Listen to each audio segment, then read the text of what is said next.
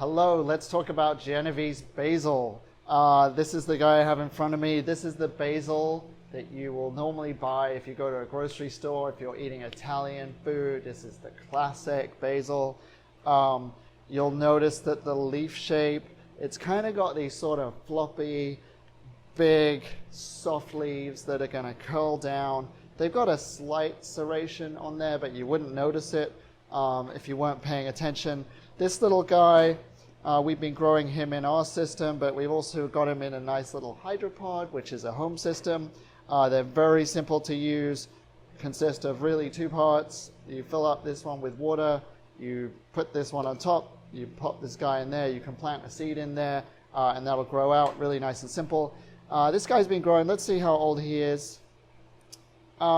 He's been around for just over a month, so that could be something you could expect. In hydroponics, the plants are going to grow a little bit faster than they are in soil. If you're really lucky, it might be 20 to 30% faster, but also they're going to grow a bit faster in a farm like this because the conditions are just great. You know, we have the lights on 16 hours a day, we have a perfect temperature, we don't have cats coming in and knocking them over, we don't have deer eating things. As far as I know, we got no big pests coming in and eating our plants. So you're going to get good growth. And as you'll see, a sign of a healthy little seedling is you'll start to get these roots popping out of the grow plug. And this means it's ready to transplant into a system like this, which is where we'll grow out. We've got some beautiful lemon basil next to us here. Or also you could put this into soil. So you could put it into your garden, you could put it into a larger pot. It's going to grow out and it's going to be really healthy. What I want to say to you, if it's your first time growing basil, one of the key things is to harvest it the right way or pluck it the right way. So if you start pulling leaves off the side here, you're going to end up with a skinny, kind of dead looking basil plant pretty soon, and it's not really going to grow back very well. So if you want to harvest this and make it grow actually stronger and produce more branches and more basil for more pesto, for more fun, cut it at the node. So look at this guy here, we've got a little node. This is where the plant will branch off into different segments. And if you cut this at the node, what it's going to do is it's going to regenerate, and two little guys are going to form there, and then you're going to get a bigger plant.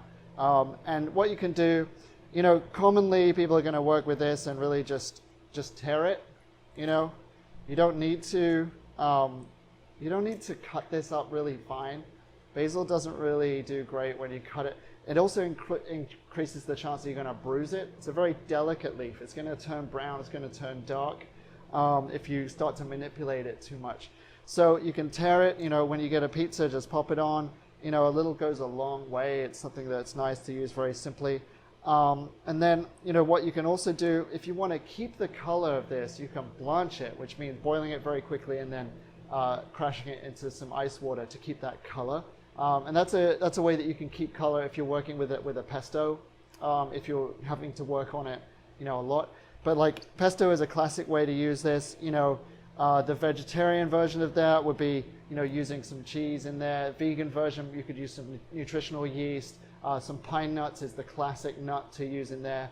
Grinding, lemon juice, lots of olive oil, more olive oil than you think you should use.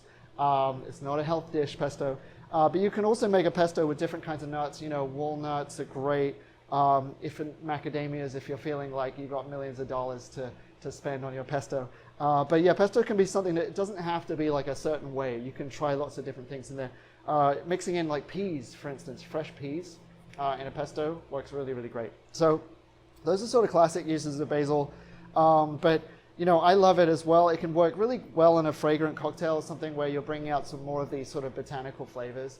And just smelling that, you're getting that anise, you're getting a little bit of cinnamon, you're getting even sometimes a little bit of a menthol taste. But it's such a classic flavor. This is one of the most popular herbs out there, and you can kind of see why it's really, really pretty. I don't know what else to say about basil, but this is a Genovese basil. It's a classic thing. You can't get enough of it. It's healthy. It's really good for you. It's fresh. Enjoy it. Genovese basil.